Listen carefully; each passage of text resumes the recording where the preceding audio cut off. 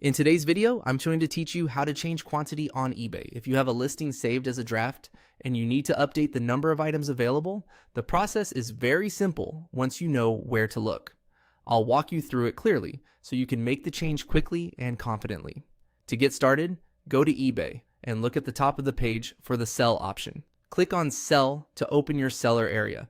This is where eBay keeps your listing tools, including active listings, drafts, and other selling options. If you're already signed in, this should take you directly to the main selling dashboard. Once you're in the seller section, click on Drafts. The Drafts area is where eBay stores listings that you started but haven't fully published yet, or listings you saved to finish later. If you have multiple drafts, take a moment to find the one you want to edit before moving on. After that, click Resume Draft on the listing you want to update. This will reopen the draft in the listing editor so you can make changes. Depending on your internet speed or how detailed the listing is, it may take a few seconds to fully load, so just give it a moment if needed. When the draft opens, scroll down until you see the unit quantity section. This field controls how many units of the item are available in the listing.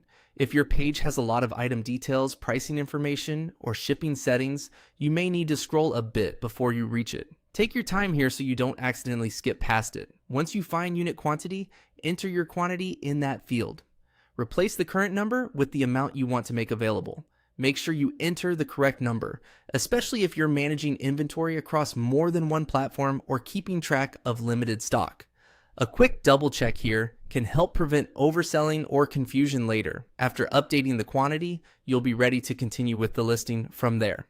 If you're making other edits at the same time, this is a good moment to review the rest of the draft before moving on. And that's it.